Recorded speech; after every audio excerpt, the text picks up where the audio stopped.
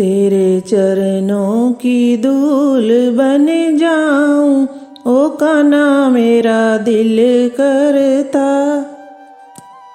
आप सभी को राधे राधे। आज हम कार्तिक महात्म्य की 23वें अध्याय की कथा करेंगे। यह कथा सुनकर ऋषि कहने लगे, हे सूत जी, भगवान के चरणों में उत्पन्न हुई गंगा जी की महिमा कहिए। तब सूत जी ने कहा, हे ऋषियों, जो कुछ नारद जी ने राजा पृथ्वी को कहा वही मैं तुमको सुनाता हूँ। इंद्र आदि सब देवताओं को उत्पन्न करने वाले कश्यप जी की 2 पत्नियाँ थीं। एक आदिति जिसके पुत्र देवता कहलाए तथा दूसरी दिति जिसके पुत्र दैत्य हुए। देवता तथा दैत्यों में नित्य ही कलह रहा करता था। उस समय विरोचन का पुत्र अर्थात प्रहलाद का पौत्र राजा बलि दैत्यों का राजा था। उसकी सेना अत्यंत विशाल थी। उसने समस्त पृथ्वी को जीतकर स्वर्ग का राज्य प्राप्त करने के लिए देवताओं पर चढ़ाई कर दी। इंद्र के राज्य को चारों ओर से घेर लिया। देवता भी युद्ध करने के लिए बाहर आए। तब बहुत घोर संग्राम हुआ। एक दूसरे पर प्रहार करते हुए कई वर्ष बीत गए। इसके बाद दैत्यों का बल बढ़ते हुए देखकर देवता मैदान छोड़कर भागने लगे। फिर दैत्यों ने सारे स्वर्ग पर अपना अधिकार जमा लिया। बलि स्वयं इंद्र के आसन पर बैठने लगा। साथ ही देवताओं के सभी कार्य अपने राक्षसों के अधीन कर दिए। यज्ञ की बलि भी आप ही लेने लगा।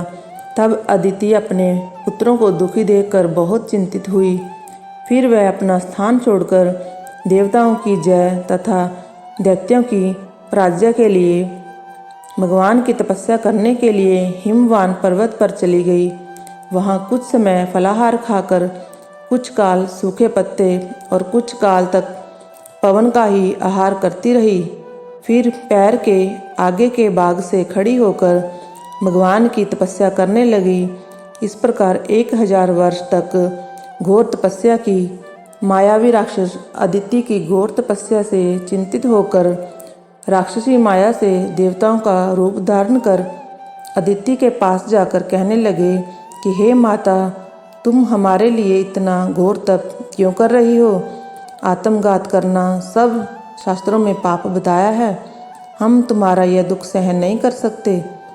माता का दुख देखकर कोई सुखी नहीं रह सकता तथा माता से कोई विमुख भी नहीं हो सकता। शास्त्रों का वचन है कि जिसके घर में कल्याणकारिणी माता नहीं तथा प्रिय बोलने वाली स्त्री नहीं, उसका जीवन निरर्थक है। और इसलिए आप तप छोड़कर अपने पुत्रों को सुखी कीजिए। परंतु यह सुनकर भी अदिति समाधि से चलायमान नहीं हुई। तब उन्होंने अदिति को मार डालने का निश्चय किया और उन्होंने अदिति को जीवित जला देने के लिए उस वन में आग लगा दी। परंतु उस अग्नि में दैत्य स्वयं जल गए। अदिति को किसी प्रकार की हानि नहीं पहुंची और न उन्हें इसका कुछ पता चला, क्योंकि भगवान ने अपने चक्र सुदर्शन से अदिति की रक्षा की। और इस प्रकार कथा का 23वां अध्याय समाप्त हुआ। जय जय श्री राधे श्याम। ऐसी ही बहुत सारी वीडियोस देखने के लिए चैनल को सब्सक्राइब करें और वीडियोस को लाइक करें।